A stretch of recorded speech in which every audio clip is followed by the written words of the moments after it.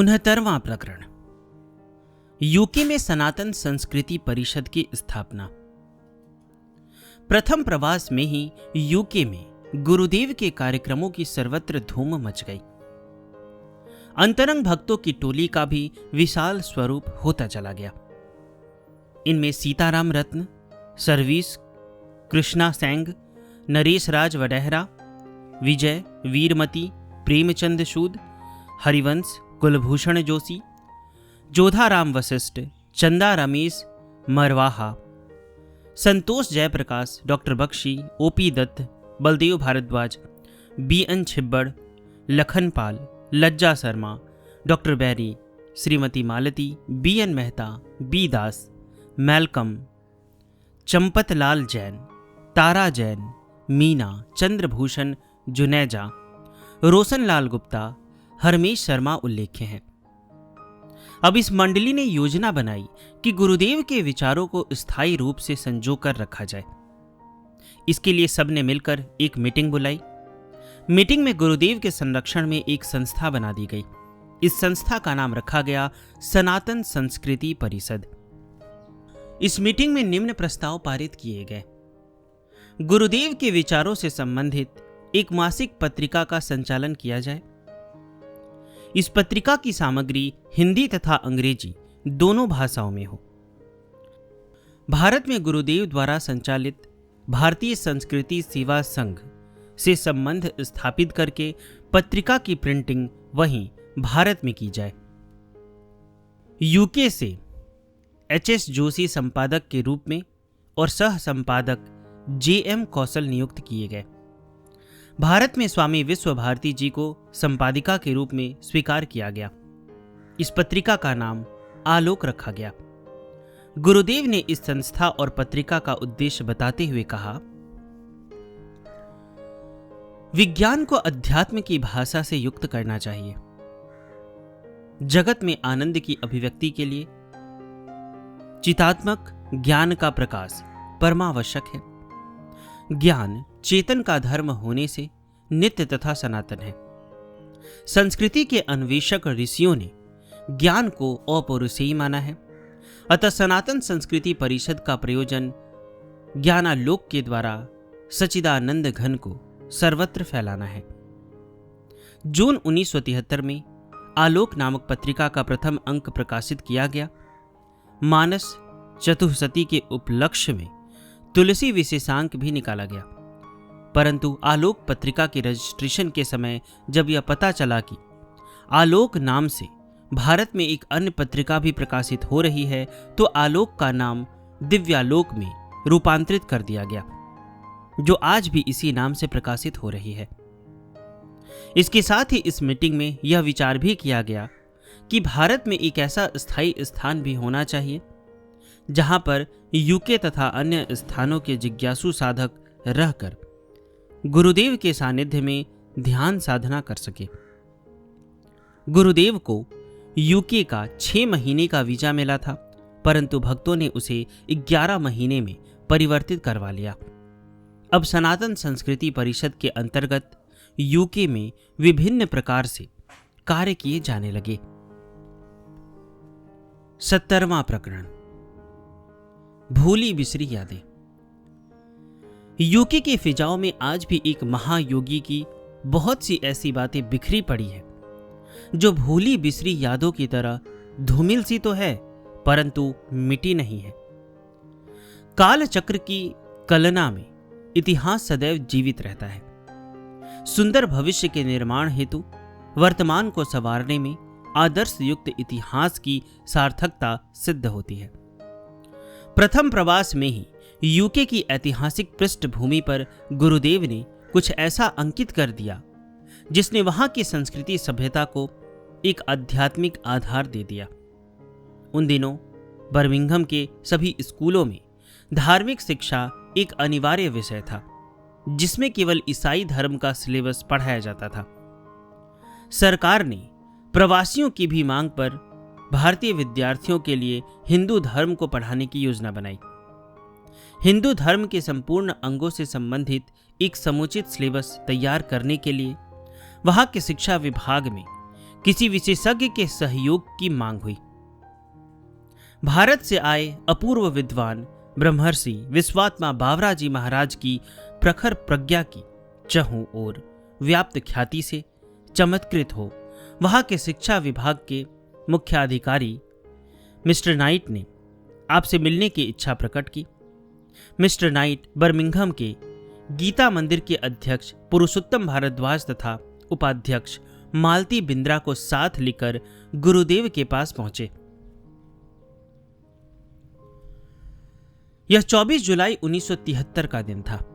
Mister night ने अपना बनाया हुआ आधा अधूरा सिलेबस गुरुदेव को दिखाया। पढ़ने के पश्चात आपने उसमें आमूल परिवर्तन करके कई दिनों के प्रयत्न से एक नया सिलेबस तैयार किया। आपने वैदिक सनातन धर्म के मौलिक सिद्धांतों को उनके विभिन्न मूल्यवान अंगों के साथ इस सिलेबस में समाहित किया। आपने इसमें मानव मात्र के लिए उपयोगी ऐसे सार्वभौम सिद्धांतों का समावेश किया जिससे आत्मिक उत्थान के साथ सामाजिक और राष्ट्रीय विकास हेतु आदर्श नागरिक का निर्माण हो सके। यूके के भौतिक जगत के चकाचौंध से दिग्भ्रांत बच्चों को इस सिलेबस के द्वारा नव दिशा प्रदान करते हुए गुरुदेव को आत्मतृप्ति का अनुभव हुआ। आपके शब्दों में, यूके के सभी कार्यों में ऐसा यह कार्य सबसे अधिक महत्व रखता है। मुझे प्रसन्नता है कि मैंने बर्मिंघम के स्कूलों में बच्चों को धर्म शिक्षा के रूप में जो सिलेबस दिया है उससे उन्हें वास्तविक धर्म के विषय में संक्षिप्त किंतु समुचित जानकारी प्राप्त होगी। यह अनेक वर्षों तक हमारे बच्चों को वैदिक सनातन धर्म की गरिमा का बोध कराता रहेगा। इसके अतिरिक्त बहुत सी ऐसी यादें भी हैं जो उल्लेखनीय हैं। उन दिनों नरेश वडेहरा का घर दिन रात भक्तों की भीड़ से भरा रहता था। गुरुदेव का स्वभाव था कि वह अकेले भोजन नहीं करते थे। आप प्रातः केवल दूध और 2 केले लेते, सायंकाल 4 बजे के करीब दिन में एक बार भोजन करते। भोजन भी स्वयं में अनूठे तरीके से किया जाता। गुरुदेव के साथ जो भी उपस्थित होता गोल दायरे में बैठ जाता। सामने बड़े बड़े बर्तनों में सब्जी दाल रख दी जाती। आप अपने हाथ से सभी को थाली में दाल सब्जी डाल देते। स्वयं एक लकड़ी की कठौती में दाल सब्जी रोटी सब मिलाकर डाल देते। भारतीय तरीके से बनी रोटी को गोल दायरे में बैठे भक्तों के हाथों में दे जाते। इसके पश्चात सामूहिक रूप से मंत्र बोला जाता। ओम सहनाववतु सहनो भुनक्तु सह वीर्यं करवावहे तेजस्विनावधीतमस्तु मा विद्विषावहे। ओम पूर्णमदः पूर्णमिदं पूर्णात् पूर्णमुदच्यते पूर्णस्य पूर्णमादाय पूर्णमेवावशिष्यते। ओम शांति शांति शांति। ओम। सस्वर मंत्रोच्चारण के पश्चात सर्वप्रथम गुरुदेव अपने मुख में एक ग्रास डालते। उसके पश्चात सभी खाना प्रारंभ करते। दाएं हाथ से स्वयं भोजन करते हुए आप बाएं हाथ से रोटी सब्जी वितरित करते जाते। बहुत से अंग्रेज शिष्य इस प्रकार भारतीय भोजन का आनंद लेने के लिए सायंकाल 4 बजे आपके पास पहुंच जाते। गुरुदेव इतने प्यार मनुहार से खिलाते कि खाने वाला 2 रोटी की भूख होने पर 4 रोटी खा जाता। अंत में रोटी बनाने वालों को जब तक खिला ना देते तब तक आप स्वयं नहीं उठते थे। कभी कभी भक्तों की भीड़ बहुत अधिक हो जाती। गुरुदेव जबरदस्ती सबको खाने के लिए बिठा लेते तो बहुरानी का दिल घबराने लगता कि कहीं सब्जी कम ना हो जाए, दाल खत्म ना हो जाए, खासकर भिंडी और करेले जो बनकर तो थोड़े से ही रह जाते। बहुरानी भयभीत हो गुरुदेव को इशारों से समझाती कि भिंडी या करेले थोड़े परोसो, परंतु आप इशारों को अनदेखा कर बारंबार आग्रह करते हुए भक्तों को खूब खिलाते जाते। अंत में बहुरानी ढक्कन उठाकर देखती तो देखकर हैरान रह जाती कि उसमें पड़ी सब्जी से तो अभी बहुत से लोग और खा सकते थे। बहुरानी के लिए यह भी हैरानी की बात थी कि वह दिन भर में सिर्फ 2 बोतल दूध खरीदती, जिसमें गुरुजी भी प्रातः सायं एक एक गिलास पीते। 2 साल की बच्ची रंजना भी बार बार पीती। आने जाने वालों के लिए सारा दिन चाय भी बनती, परंतु ऐसा क्या है कि रात को फिर भी दूध बच जाता। जादू चमत्कार में वह कतई विश्वास नहीं करती, परंतु ये सब बातें अविश्वसनीय लगती। गुरुदेव का लौकिक व्यवहार इतना सरल, इतना स्नेही, इतना अपनत्व भरा होता कि किसी को कुछ सूझता ही ना। अब बच्चों के साथ बच्चा बन जाते और बड़ों के साथ मित्रवत व्यवहार करते। बहुरानी पंजाबी कढ़ी बनाती तो उत्तर प्रदेश के गुरुदेव रुचिकर न होते हुए भी ऐसे खाते जैसे उनका सबसे अधिक स्वादिष्ट भोज्य पदार्थ हो। सरसों का साग, मक्के की रोटी नापसंद होते हुए भी आप पसंदीदा पकवान की तरह खाते जैसे विदुरानी के केले के छिलके हो। जब शुक्रवार को घर में सत्संग होता तो 2-2.5 साल की बच्ची रंजना प्रवचन कर रहे गुरुदेव के पास चली जाती। उनकी ओढ़ी हुई गर्म साल को नन्हे हाथों से उठाती और गोदी में घुसकर सो जाती। बहुरानी उसे उठाने आती तो आप इशारे से मना कर देते और प्रवचन करते रहते। एक दिन प्रातः बहुरानी घर का काम निपटाकर पास के शॉपिंग सेंटर में सब्जी खरीदने के लिए जाने लगी। तब बच्ची रंजना को साथ ले जाने के लिए ढूंढने लगी तो वह घर पर नहीं मिली। कहीं भी ना मिलने पर सभी घबरा गए। गुरुदेव बोले, घबराओ नहीं, यहीं कहीं होगी, मिल जाएगी।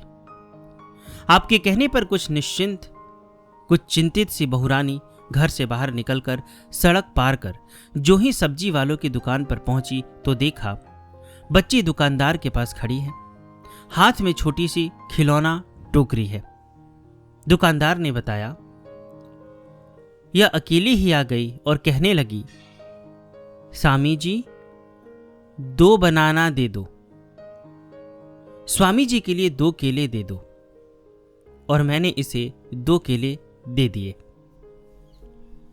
बहुरानी ने उसे गोदी में उठा लिया और सोचने लगी कि इतनी छोटी सी बच्ची भी गुरुदेव को इतना प्यार करती है कि उसे यह पता है कि स्वामी जी प्रातः दूध के साथ 2 केले लेते हैं और आज घर पर एक भी केला नहीं था।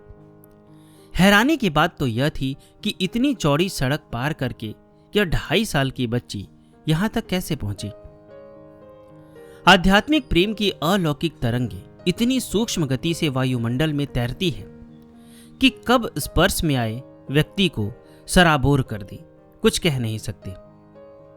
वह व्यक्ति बूढ़ा हो, युवा हो या बच्चा, यहां तक कि पशु पक्षियों, पेड़ पौधों को भी इन तरंगों के अमिट प्रभाव में आते देखा गया है।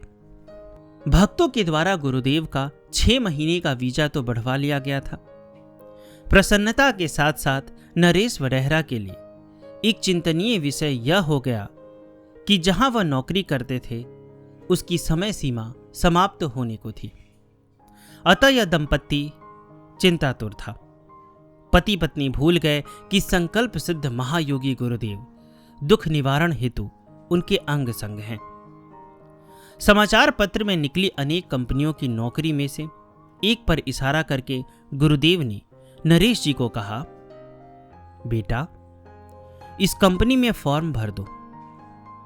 जब फॉर्म भर दिया गया तो संत शिरोमणि की सरलता ही कहेंगे कि सैर करने के बहाने बहुरानी को साथ ले आप स्वयं लेटर बॉक्स तक गए।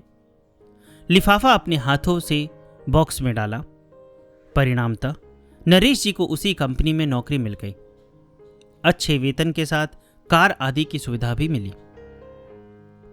बहुरानी को तो एक ही प्रसन्नता थी कि अब गुरुदेव को पैदल नहीं अपितु गाड़ी में मंदिर तक ले जाया करेंगी।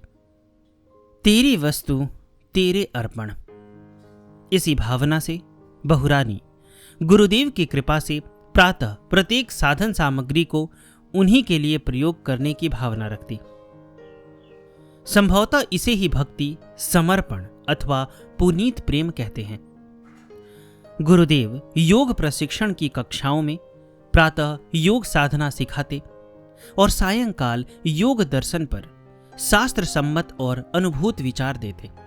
इन्हीं दिनों योग प्रशिक्षण की कक्षा में एक अंग्रेज लड़का आया जिसका नाम मिस्टर रिकी था। रिकी ने योग संबंधी अनेक प्रश्न पूछे। अपने प्रश्नों के तर्क सम्मत समाधान पाकर वह इतना प्रसन्न हो गया कि विधिवत यौगिक क्रियाएं सीखने की इच्छा व्यक्त की। गुरुदेव ने अगले दिन से ही उसे यौगिक क्रियाएं सिखाने की स्वीकृति दे दी। अन्य अंग्रेजों की तरह रिक्की ने भी फीस पूछी तो आपने कहा, हमारे भारतीय संस्कारों में इस प्रकार की शिक्षा का कोई मूल्य नहीं लिया जाता। एक अंग्रेज युवक के लिए यह बिल्कुल नई बात थी। उसने फिर प्रश्नों की झड़ी लगा दी।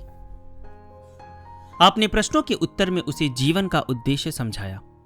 आपने उसे भी आदर्शनिष्ठ यथार्थवाद के सिद्धांत को अपनाकर पूर्ण विकसित जीवन जीने की शिक्षा दी।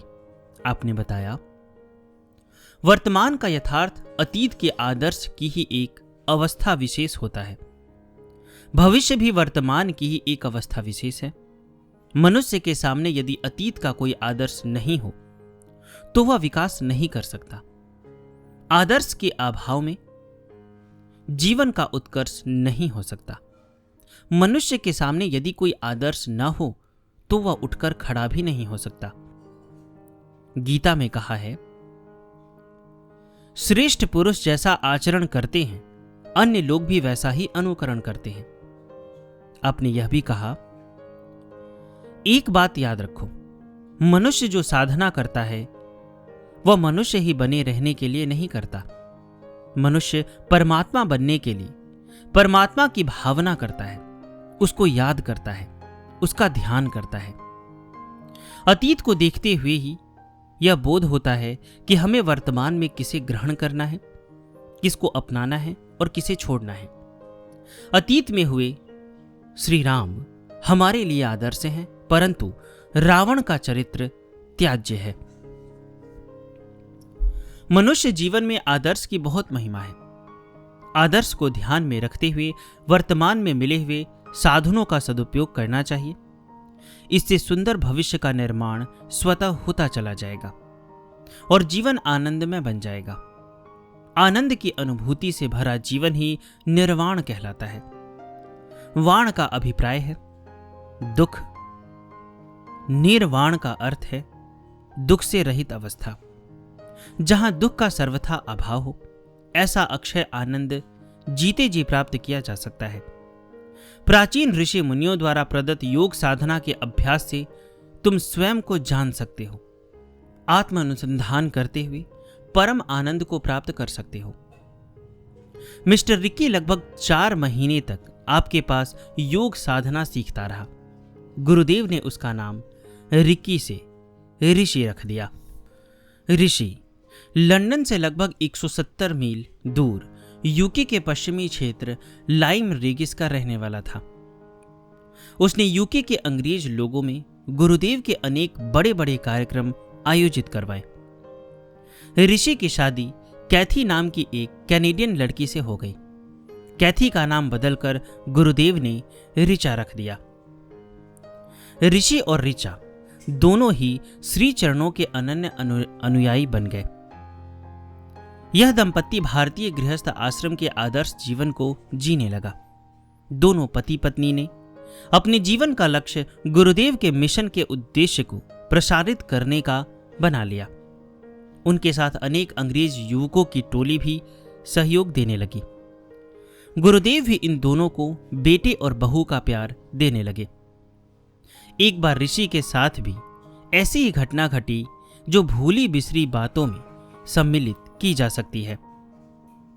एक दिन सायंकाल भोजन के समय जब गुरुदेव के सामने भोजन परोस दिया गया तो बार बार आग्रह करने पर भी आप यही कहने लगे अभी नहीं, किसी के आने की प्रतीक्षा है। 1 घंटे पश्चात जैसे ही गुरुदेव ने आवाज लगाई, अच्छा अब रोटी दे दो, बहुरानी ने हैरानी से देखा कि तभी ऋषि ने भीतर कदम रखा।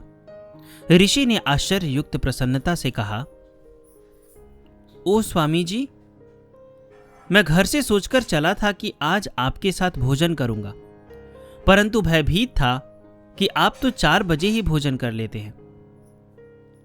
बहुत देर हो चुकी थी, सोचा आज मुझे प्रसाद नहीं मिलेगा, लेकिन संयोग ही कहेंगे कि आपने आज अभी तक भोजन नहीं किया। बहुरानी को सारी बात समझ में आ गई कि स्वामी जी किस अपने की प्रतीक्षा में भूखे बैठे हैं। गुरुदेव ने प्रेम पूरित प्रसन्नता से भोजन परोसना प्रारंभ कर दिया। इसके अतिरिक्त सन 1979 में यूके प्रवास काल में एक अद्भुत घटना घटी, जिसमें गुरु शिष्य संबंधों की निरंतरता प्रमाणित होती है। लंदन में गुरुदेव का एक अंग्रेज शिष्य डॉक्टर बेरी अपने निवास स्थान पर धर्म विषयक क्लास लगाता था, जिसमें बहुत से अंग्रेज भाग लेते थे। एक दिन उसने आग्रह किया कि गुरुदेव उसकी क्लास में व्याख्यान दे। आपने कुछ गहरे सोचते हुए कहा, जरूर आऊंगा। मैं स्वयं तुम्हारे यहां आना चाहता हूं। मैं सोच रहा हूं शायद वहां मेरा एक शिष्य होगा, वह मुझे मिलेगा। डॉक्टर हैरान हो बोला, अच्छा तो आप अवश्य आएं। बुधवार का दिन था। निश्चित समय पर गुरुदेव ने वहां जाकर प्रवचन दिया। जब व्याख्यान देकर आप गाड़ी में बैठकर वापस आ रहे थे तो रास्ते में डॉक्टर ने आपसे पूछा, स्वामी जी, आप कह रहे थे कि आपको मेरे यहां आपका कोई शिष्य मिलेगा, मिल गया क्या? हां, मिल गया। कौन? आपने बताया नहीं। वह कल सवेरे आएगा। क्या उसने आपसे कहा कल आने को? मैं तो आपके साथ साथ रहा, आपने किसी से भी कोई बात नहीं की। गुरुदेव केवल मात्र मुस्कुरा दिए। डॉक्टर ने कौतूहल से फिर पूछा, स्वामी जी, वह कितने बजे आएगा? यही 8-9 बजे के करीब आ जाएगा। तो मैं भी आ जाऊं उस समय, देखूं वह कौन है। हाँ हाँ, आ जाना। डॉक्टर बेरी गुरुदेव को छोड़कर वापस चला गया। घर पहुंचते ही डॉक्टर को एक फोन आया। यह जो स्वामी जी व्याख्यान देने आए थे, वह कहां रहते हैं? वह साउथ हॉल में ही रहते हैं। क्यों, क्या बात है?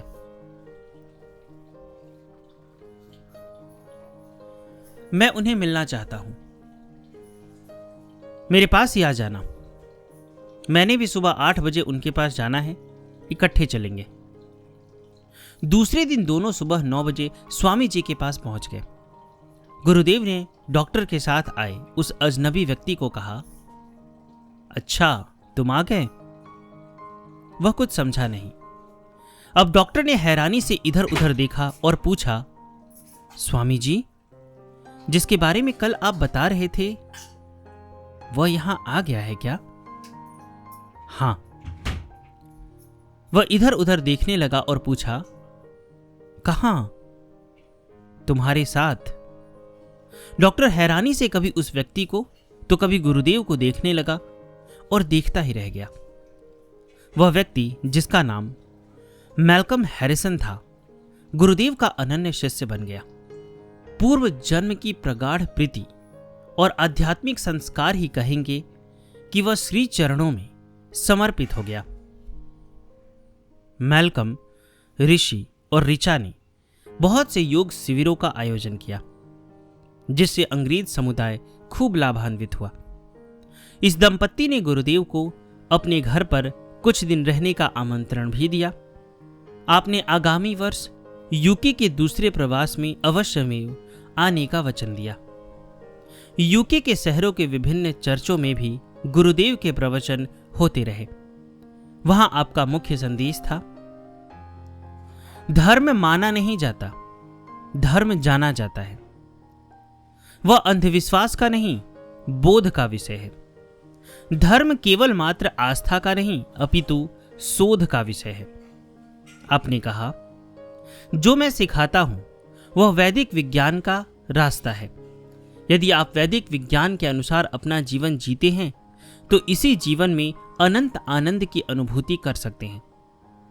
वैदिक सनातन धर्म का सिद्धांत है कि जिसकी जीते जी मुक्ति नहीं हुई वह मरकर मुक्त क्या होगा, क्योंकि या मति सा गति, जैसी आपकी वर्तमान की अवस्था है वैसा ही भविष्य होगा। यदि आप सोते समय भिखारी हैं तो सवेरे उठते ही करोड़पति नहीं बन जाओगे। मृत्यु आने तक एक प्रकार की निद्रा और पुनर्जन्म माने नींद से जागना। जो आज आपके पास है वही कल आपका प्रारब्ध होगा। बुद्धि का बोध युक्त होना ही धर्म है। बोध युक्त तत्ववेता ऋषियों के बताए मार्ग का अनुसरण करके योग साधना के द्वारा विवेक युक्त बुद्धि को प्राप्त करो। इस बुद्धि के प्रकाश में किए गए कर्म सुंदर भविष्य का निर्माण अवश्य करेंगे। इस प्रकार यूके के कोने कोने में वैदिक सनातन धर्म के मानव मात्र के लिए कल्याणप्रद सिद्धांतों का शंखनाद करते हुए गुरुदेव 23 सितंबर 1973 को भारत के लिए प्रस्थित हुए।